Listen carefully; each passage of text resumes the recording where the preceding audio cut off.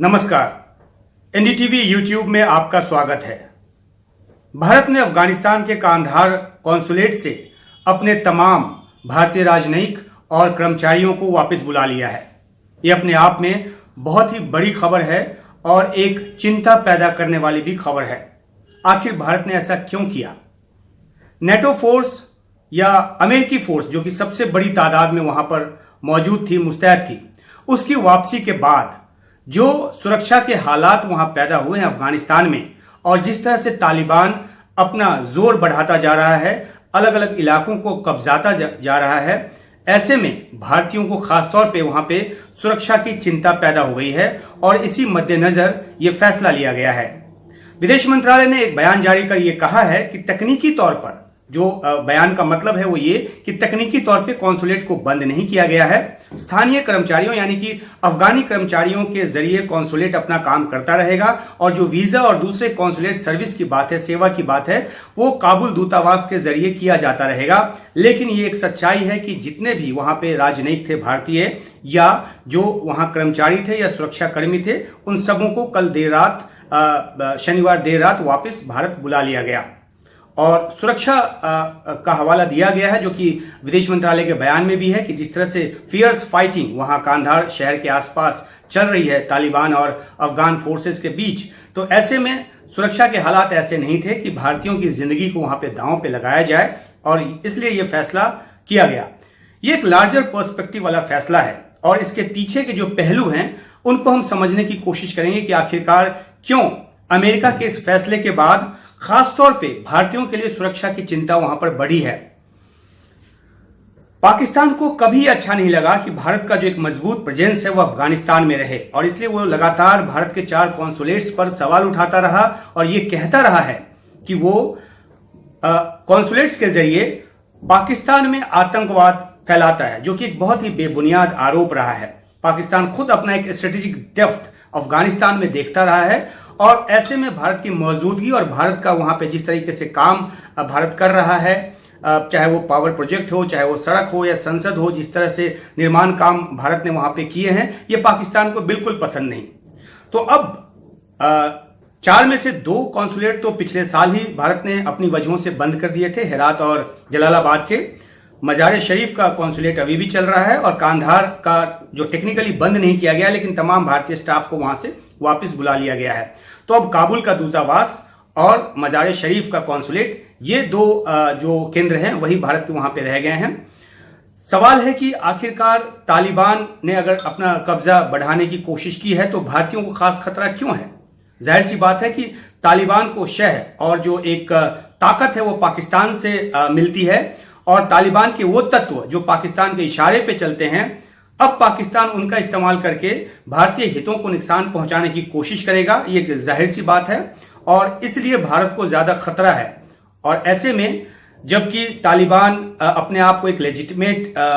एक stake holder के तौर पे देखता है, लंबी बातचीत हुई है, शांति प्रक्रिया चली है, दोहा में एक समझौता हुआ है और उसके जरिए अफगानिस्तान से विदेशी सेना की वापसी हुई है। तो ऐसे में जो अफगानिस्तान में तालिबान को एक लेजिटिमेट तरीके से आना चाहिए था सत्ता में भागीदारी के लिए, उसकी बजाय वो फिर से हिंसा का रास्ता अख्तियार कर रहा है और अलग अलग इलाकों के जो लड़ाके हैं वो आगे बढ़कर न सिर्फ एक जो अफगानी वहां पे फोर्सेज हैं, जो वहां पे सुरक्षा बंदोबस्त है अफगानिस्तान की सरकार का, उसको ध्वस्त करने की कोशिश कर रहे हैं, बल्कि उन सबको अपने कब्जे में लेकर अपना दबदबा बढ़ाने की कोशिश कर रहे हैं। तो शांति प्रक्रिया में तालिबान के जो नुमाइंदे थे, उन्होंने बेशक जो भी वादे किए हों और बात किए हों, लेकिन जमीन पे तालिबान उन वादों पे आगे बढ़ता नजर नहीं आ रहा और ये एक चिंता की बात है। और तभी भारत अलग अलग मंचों से इस चिंता को लगातार जता रहा है। 2 दिन पहले जब विदेश मंत्री रूस के विदेश मंत्री से मिल रहे थे तो वहां भी उन्होंने इस बात को रेखांकित किया कि कैसे अफगानिस्तान में जो अफगान लेड अफगानिस्तान के लोगों द्वारा अफगानिस्तान के लिए जो एक शांति प्रक्रिया है, जो एक पीस टॉक्स है, वो आगे बढ़ने चाहिए, वहां पे शांति की स्थापना होनी चाहिए। तो ये भारत का अपना एक मौजू रहा है और तालिबान की पुरानी सत्ता को भी भारत ने कभी अपना जो एक अपनी जो एक मान्यता है वो नहीं दी। तो अलग अलग वजहों से तालिबान का जो एक गुस्सा है वो भारत के खिलाफ रहा है। और इसलिए आपने देखा होगा कि आपको याद होगा कि 1999 में जब IC-814 का अपहरण हुआ था तो कांधार ले जाया गया था, क्योंकि कांधार तालिबान का गढ़ हुआ करता था तब भी। और अब जब सिक्योरिटी फोर्सेज, विदेशी सेनाएं वहां से निकल गई हैं तो तालिबान फिर से वहां पे अपना दबदबा बना रहा है। ये जो आप मेरे पीछे ये चित्र देख रहे हैं, ये 2009 में खुद अपने कैमरे से मैंने ली और ये कांधार एयरपोर्ट की तब की तस्वीर है। और ऐसी तस्वीरें आपकी नजर में उस समय की होंगी जब IC-814 को कांधार में 8 दिनों तक रोके रखा गया था। उसके बाद कुछ आतंकवादियों की रिहाई के बदले ही वहां पे जो बंधक थे उनको छोड़ा गया था। तो अलग अलग तरीके से तालिबान भारत को नुकसान पहुंचाता रहा है और शह पीछे से पाकिस्तान देता रहा है। इसमें कोई दो राय की बात नहीं, कोई शक की बात नहीं है। जिस तरह से अफगानिस्तान से अमेरिका ने अपने वापसी का ऐलान किया, हालांकि 2 लंबे दशक तक वो वहां पे बना रहा और अब उसने अपनी जीत का ये ऐलान कर दिया कि क्योंकि जो अलकायदा का जो चीफ है वो मारा जा चुका है और एक तरह से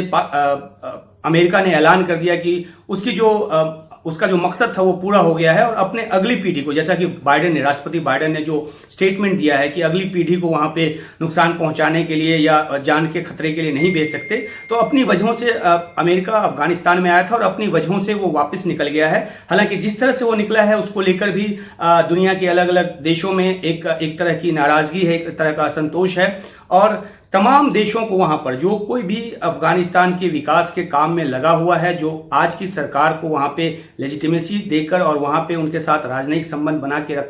जिन देशों ने रखा हुआ है, उन सबको कहीं ना कहीं खतरा, ये प्रेशर महसूस हो रहा है। और तो और चीन जैसे देश ने भी अपने जो नागरिकों को वहां से रेस्क्यू किया है, तकरीबन 200 से ज्यादा नागरिकों को रेस्क्यू किया है और बाकियों को कहा है कि वो वापस आ जाएं क्योंकि उसको भी वहां पे खतरा महसूस हो रहा है। तो तालिबान एक ऐसा तत्व है जिसका हिंसा से भरोसा उठा नहीं है, वो अभी भी जमीनी तौर पे उसी तरह की मारकाट, उसी तरह की हिंसा में भरोसा कर रहा है और ये वजह है कि वहां पे सुरक्षा के हालात दिन प्रतिदिन खराब होते जा रहे हैं। भारत के कॉन्सुलेट से, कांधार के कॉन्सुलेट से भारतीयों की वापसी को लेकर जो अफगानिस्तान की तरफ से प्रतिक्रिया है वो ये चाहते हैं कि सब देश वहां पर रहें, लेकिन एक सुरक्षा के मद्देनजर फैसला लेने का हक सब देश को है और इसी नजर से भारतीय राजनयिकों की वापसी को देखा जा रहा है। हालांकि भारत की तरफ से भी ये साफ किया गया है कि सिचुएशन पे निगाह बना के रखी जा रही है और जैसे ही हालात अच्छे नजर आएंगे तो दोबारा से जो राजनयिक हैं भारत के वो वापस कांधार कॉन्सुलेट भेजे जाएंगे। लेकिन एक दूर की बात है क्योंकि सिचुएशन तो अभी खराब होने शुरू हुए हैं। तालिबान यहां तक दावा करने लगा है कि वो करीब 85% जमीन पर कब्जा कर लिया। हालांकि इसका खंडन भी अफगानिस्तान सरकार की तरफ से आया है, अफगानिस्तान के अथॉरिटीज की तरफ से आया है। लेकिन इतना जरूर है कि तालिबान अपने उन मंशाओं को लेकर, अपने उन नापाक मंसूबों को लेकर फिर अफगानिस्तान की धरती पर कदम बढ़ा रहा है, कब्जे में ले रहा है, जिस तरह का उसके रिजीम के दौरान 1996 से 2001 के बीच देखा गया था। और खासतौर पे जब खासतौर पे जब वर्ल्ड ट्रेड सेंटर WTC पर हमला हुआ था, उसके बाद जब अमेरिका अफगानिस्तान में आया लड़ने और तालिबान को, या ये कहें कि अलकायदा को, अब तो वो अलकायदा अपना मकसद बताता है, अलकायदा को खत्म करने के लिए आया, तो उसके बाद से 2 दशकों तक वहां पर वो जूझता रहा। लेकिन अब जब वो वापस चला गया है तो तालिबान को एक तरह से खुला मैदान मिल गया है और वो ये चाहता है कि लेजिटिमेट तरीके से जो कल को हो सत्ता में भागीदारी वो हो, लेकिन ग्राउंड पे वो अपनी पकड़, अपना दबदबा जो है वो बनाकर रखना चाहता है। तो तालिबान की मंशा एक बार फिर से जगजाहिर है और उसके पीछे का जो फोर्स है अमेरिका, वो माफ कीजिएगा, उसके पीछे का जो फोर्स है पाकिस्तान, वो ज्यादा एक डुबियस रोल है, वो जो दोहरी भूमिका है वो निभा रहा है। और ऐसे मौके पर खासतौर पे जो पाकिस्तान में भारत विरोधी आतंकवाद जो वहां की जमीन से चलता है, उसको भी मौका मिल गया है कि वो अफगानिस्तान के उन इलाकों में जाकर भारतीय हितों पर हमला करे जहां पे भारत की एक प्रेजेंस रही है, एक मौजूदगी रही है और जहां भारत विकास के कामों में लगा रहा है। तो ये बहुत ही कॉम्प्लेक्स सिचुएशन है, दो तरफा खेल पाकिस्तान खेलता रहा है, ये जगजाहिर है। और जिसकी ये मंशा रही कि भारत के कॉन्सुलेट्स वहां पे काम न करें, तो अब जबकि कांधार से वापस बुला लिया गया है भारत के राजनयिकों को, तो पाकिस्तान में एक जाहिर सी बात है एक खुशी की लहर होगी। उनको अपना एक ऐसा सिचुएशन उनको लग रहा होगा कि उन्होंने बहुत बड़ा तीर मार लिया है और बहुत बड़ी उनके लिए उपलब्धि है। इस तरह के संकेत पाकिस्तान की तरफ से आ रहे हैं जब वहां के लोगों से आप बात करेंगे तो।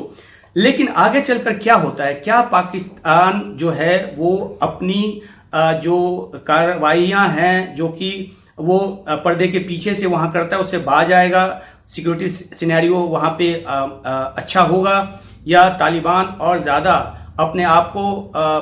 हिंसा में लिप्त करता जाएगा, ये आने वाला वक्त बताएगा। लेकिन अंदेशा इस बात का ही है कि बहुत जल्दी वहां पे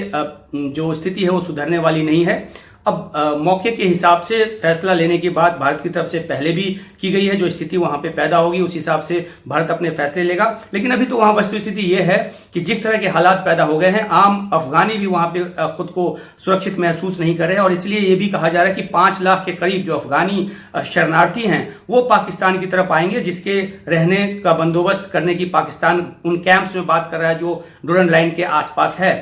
तो लेकिन देखना है कि आखिरकार एक लार्जर इंटरेस्ट के लिए पाकिस्तान अफगानिस्तान की मदद करता है या वो तालिबान को शह देकर वहां की जो मौजूदा सरकार है और जो मौजूदा एस्टैब्लिशमेंट है उस सबको पहले की तरह ही कमजोर करने का काम करता रहता है और भारत को खासतौर पे वहां से बाहर निकालने के लिए वो अपनी पूरी ताकत लगाता रहता है। ये देखने वाली बात है। मंशा तो पाकिस्तान की यही है, लेकिन फिलहाल यही खबर है कि कॉन्सुलेट जो है उसको खाली कर दिया है भारत ने। हालांकि टेक्निकल तौर पे उसको अभी बंद नहीं किया है जो कांधार में भारत का कॉन्सुलेट है।